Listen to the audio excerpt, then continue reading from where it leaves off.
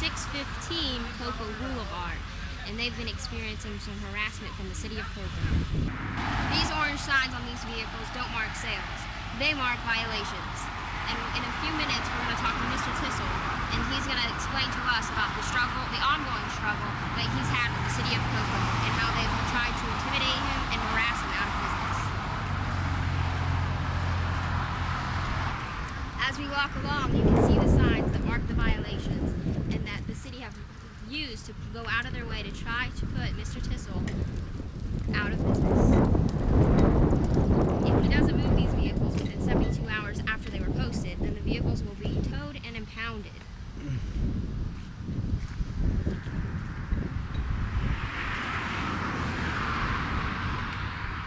Mr. Thistle bought this building 5 years ago, and when he bought it, it was a abandoned, vacant property. He has now turned it into a prospering business, bringing wealth and jobs to the Cocoa community. Mr. Thistle's sales have dropped phenomenally from the harassment that he's received, and he's on the verge of closing his doors. With the ongoing selective enforcement that is being applied by the city of Cocoa to Mr. Thistle, his business is on the verge of shutting down. His sales have dropped phenomenally from the impact of the code enforcement violations that he's received on his vehicles, and many customers have found themselves looking elsewhere to buy a vehicle since they have scared them away from Mr. Thistle's car lot, along with the police. Mr. Thistle, why do you think that you're being targeted? I feel it's selective enforcement. Between the selective enforcement and them having the police over here and so forth, it's really done a real number on our business. The customers are not coming in. It seems as though they're forcing us to close up. And do you think there's a reason that they're targeting you in the city of Cocoa? I don't have any understanding why. Every property I buy, it's not just this one. Each and every one, it's always code enforcement problems, code enforcement problems, code enforcement problems. I've been up and down the strip of US 1, and I've actually measured the right-of-ways of other dealerships that I won't name, but they're in violation, but yet nothing's said to them. Do you think it's because you're an outsider? I don't know that for sure. I haven't quite figured that out yet, but it's getting quite frustrating. They really have put a burden on trying to put me out of business. When I first moved here, Mr. Turner, which is the head of the code enforcement, instructed me and my wife, I have them on videotape inside, that anything beyond the poles back was safe, and that was where we should park. Upon those recommendations we were leasing, we decided to purchase the place. Been in the place for a couple of years, doing pretty well here, and it's, each week it's 10 feet back more, 10 feet back more, 10 feet back more. I call the DOT.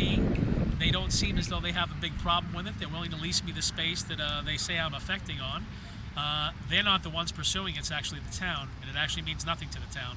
So why it is they're doing it, I have no reasoning whatsoever. I think they're just trying to put me out of business. Do you think you're losing clientele because of it? Oh, absolutely. We had some customers come in and thought the place was raided. They thought the place was closing up. They were very scared to come here because they seen police-assisted code enforcement officers here on the premises. They're here every day. They've recently getting involved with my other business next door. Everything that I own or I touch here in Cocoa seems to be some sort of a problem to them. Do you promote new businesses to start in Cocoa? Absolutely not. I think for them to start in Cocoa, I used to think it was a really nice town, opportunity for a lot of growth. Looks like it was a busy place at one point in its life. It's like a ghost town now. Came in here, figure it can do well with a nice location, decent place to start with, but they've made everything nothing but miserable. It's impossible to deal with them.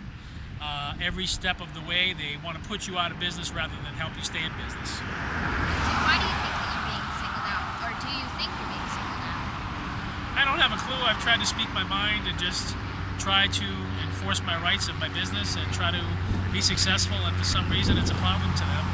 And they'll stop at nothing. I mean, they'll eventually, I'm sure, close me down with their tactics. Do you think that do you feel that you're living in Russia, or that you're under their government? Oh, absolutely. They definitely have a little government of their own, and they come up with these silly rules and selective enforcement they try to portray. They bring you before this board that seem to be nice people, but the code overall, they try to overrule you to basically fine you to put you out of business. And if your fines could be $250 a day, how long did you put up with that?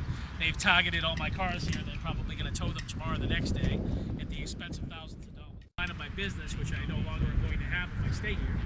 So it's forcing me and leaving me no options. That how can I run a car dealership with 5 or 6 vehicles on the lot, and they're looking to take my whole front line away, which consists of all my inventory.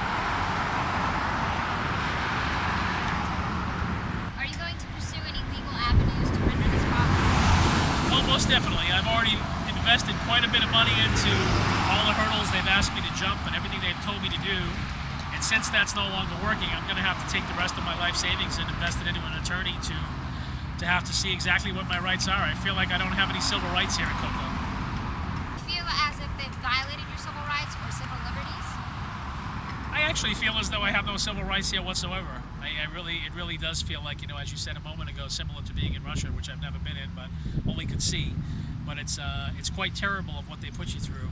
I actually today had all 3 of them out here today to get their enforcement out with their spray cans and their intimidation, and it just goes on and on. Do you think that anybody should be subjected or try to even put up with the intimidation and harassment that you've received from the city of Cocoa? No, I wouldn't wish this on my worst enemy. And if you're looking for intimidation and harassment, definitely you've come to the right town. Come to Cocoa. Where exactly are we?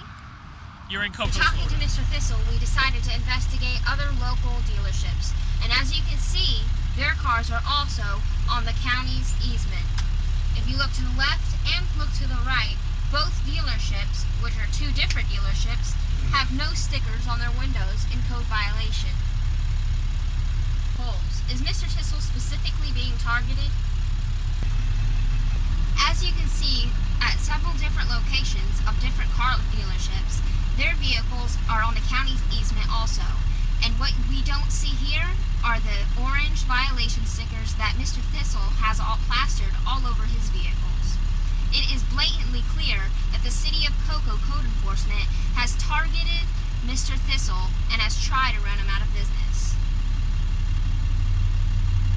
This is Sherry Reese reporting live at 5, and you've just witnessed another business being harassed and intimidated by the local government.